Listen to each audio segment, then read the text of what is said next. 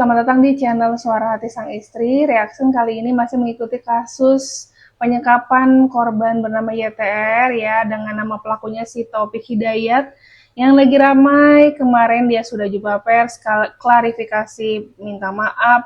Walaupun tidak ada gelagat, kelihatan rasa-rasa menyesal gitu, banyak kecurigaan. Dan pastinya geram gitu, kenapa nggak dapat salam olahraga, kenapa kayak seolah-olah sangat dilindungi si Taufik Hidayat ini. Dan Komnas Perempuan juga pastinya berkomentar nih dengan kondisi korban yang mukanya sampai rusak seperti itu, tapi malah disebut belum termasuk penyiksaan standar PBB. Ini sih keterlaluan ya. Gimana ceritanya? Itu bukti segitu parahnya mukanya sampai tidak berbentuk lagi, malah dibilang seperti itu.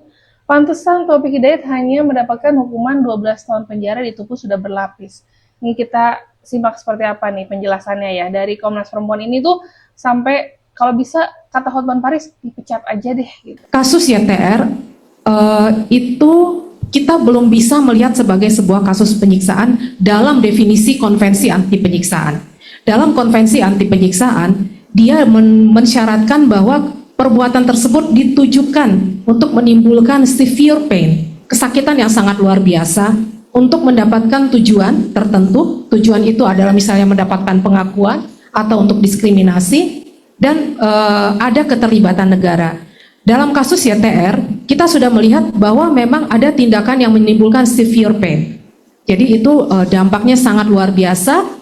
Nah, yang perlu kita periksa sekarang adalah apakah, ini belum terlihat ya, apakah ada pengabaian dari pemerintah daerah, misalnya tempat kos-kosannya, atau dari aparat penegak hukum, misalnya ketika perempuan tersebut, korban tersebut sudah berusaha untuk menyampaikan kasusnya, tapi kemudian tidak ditindaklanjuti. Nah, disitulah kita bisa melihat bahwa sudah ada keterlibatan negara memberikan pengabaian sehingga masuk dalam kategori penyiksaan yang ada di dalam konvensi anti penyiksaan. Gimana? Bikin geram kan? Netizen aja sampai berkomentar, ini ibu kurang nyambung apa gimana gitu ya. Karena masa bisa dikategorikan penyiksaan berdasarkan definisi dalam konvensi anti penyiksaan PBB ini tuh harus yang seperti definisi gimana Bu, sampai hilang nyawanya gitu kan. Apa karena si korban YTR ini tuh masih hidup, jadi ibu maunya gimana gitu. Gemes aku. Terus di sini juga perlu diperiksa apakah pengabaian dari lingkungan seperti aparat penegak hukum, tempat kosan, dan masyarakat juga ini harus dianalisa ulang ya. Kayaknya banyak sekarang kecurigaan-kecurigaan, kayak si pemilik kos-kos sebelumnya itu kayaknya harus dijadikan saksi juga, ditanya-tanya ya sama pihak kepolisian, sampai kalau bisa ditelusuri tuh siapa yang membuat tato di sekujur badannya si korban YTR. Itu juga banyak orang terlibat, nggak mungkin Taufik sendirian ini yang membuat korban ini sampai mendapat penganiayaan yang begitu parah ya, di sekitar wajah terutama. Lanjut di sini kita ke, nah ini pastinya Hotman Paris nggak mungkin nggak turut serta ya, karena Hotman Paris juga berhasil mengumpulkan sampai 2 miliar kemarin untuk donasinya dibuka ke Hotman Paris itu disumbangkan ke keluarga korban YTR, sampai nanti bisa pemulihan, rekonstruksi wajah, operasi plastik, semuanya dikumpulkan dananya nih gitu. Dan Hotman Paris di sini minta Prabowo pecat komisioner perempuan usai sebut Yupita bukanlah korban penyiksaan. Dengar aja langsung dari Hotman Parisnya ya. Bapak Presiden, ini Komnas Perempuan dipecat, sangat tidak pantas. Padahal tugas dia kan melindungi perempuan.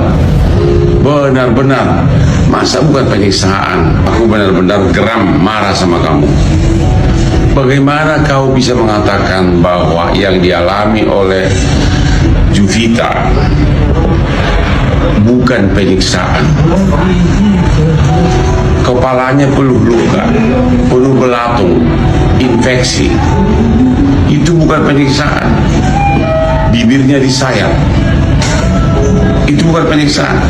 Halo DPR, mohon Tolong segera ini pejabat segera dipanggil hari Senin. Dipanggil nggak ya? Apa cuman karena informasi seperti itu nggak dipanggil ya? Nggak tahu juga nih. Tapi di sini juga kita dapat informasi dari penjaga kos yang terakhir menemukan korban YTR ya di mana nih lokasinya di Bandung lah gitu. Dan ini juga berkat bapak kos ini akhirnya korban YTR selamat gitu dan bisa dibawa ke rumah sakit, bisa sampai ketemu keluarganya. Kita langsung dengar aja dari penjaga kosnya seperti apa gelagat-gelagat si Taufik Hidayat ini ya. Katanya sih memang temperamen gitu. Coba simak langsung. Terus kalau misalnya Taufik keluar kunjungan, si pasien kan istrinya yang sakitnya istri kan dikurung, dikunci dari luar. Kalau ada apa-apa kan nggak kedengeran gitu. Maksudnya gitu, mendingan deket. Cuma si Taufik besok ya mabuk sambil ngajakin berkelahi ya gitu kan. Ke bapaknya. Oh, makanya nggak jelas kan, karena bapak tekan surat nikah kan. Habis itu dia bayar, kesininya bayar lagi. Dia bilang alasan gini, jadi gini om, kalau misalnya pindah-pindah tuh berabe katanya gitu. Ya udahlah di sini, ya udah sok. Kalau mau di sini ya di sinilah nggak apa. Cuman bapak tuh mau nekan lagi surat nikah. Isinya karena dia tuh sifatnya jadi berubah ke yang kos juga, kalau nggak permisi dia marah-marah gitu kan. Emang ada surat nikahnya Pak? Nggak ada sampai sekarang tuh ngejanjiin mulu gitu kan. Cuman mengakunya istrinya jadi gitu, istrinya mengakunya istrinya sebagai istrinya gitu kan. Dari cara dia ngeles-ngeles untuk bisa kos itu aja harusnya dari awal tuh tidak diperbolehkan ya. Dan dicurigai juga kos-kosan sebelumnya itu kayaknya kurang memperhatikan penghuni kosnya tuh kayak diabaikan gitu. Kalau kenapa-napa kan akhirnya kayak gini sampai parah ya. Sebenarnya penyebabnya juga banyak ya. Itu yang dimaksud dengan penjelasan si Komnas HAM perempuan itu. Dan akhirnya KDM juga bisa satu mobil bareng lah sama keluarga korban di sini untuk tanya jawab. Ternyata sebelum tertangkap, Taufik Hidayat ini beberapa kali mendatangi kediaman Kang Deddy Mulyadi untuk klarifikasi. Dari mulai kecurigaan apakah ini Taufik yang asli yang disebut ada tatonya seperti informasi dari korban YTR, itu juga agak janggal ya. Ditambah lagi kan dari sisi korban ini nggak bisa melihat, itu juga jadi susah gitu kan, buktinya mentok nih. Langsung aja dengerin dari KDM-nya langsung nih, seperti apa nih si Taufik waktu ke rumah Kang Deddy Mulyadi. Jadi saya dapat informasi, jadi Taufik Hidayat itu pernah datang ke sini Pak, nyari saya ke pos. Nanti CCTV-nya lagi dicari. Jadi pernah datang ke sini dan pernah juga menghubungi Pak Wawan.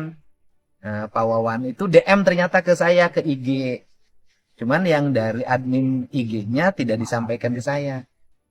Tadi saya lihat, saya baca ada pesan Pak Wawan menyampaikan Taufik beberapa kali menghubungi Pak Wawan. Jadi pengen nemuin saya, pengen melakukan klarifikasi bahwa apa yang dituduhkan beredar itu ingin dia menjelaskan. Katanya begitu. Jadi berarti dia itu tidak jauh. Sebelum pada akhirnya ditangkap kan. Jadi sudah pernah datang ke pos. Oleh pos disarankan untuk datang ke Lembur Pakuan. Tapi kan keburu ketangkap, dan anehnya lagi pada saat tertangkap si Taufik Hidayat ini tuh kayak mudah gitu. Tanpa ada perlawanan, tanpa ada salam olahraga. Kayak udah disetting janjian ketemu di mana. Dan polisi pun tampaknya ringan pekerjaannya pada saat penangkapan itu, nggak effort gimana gitu, nggak mencari.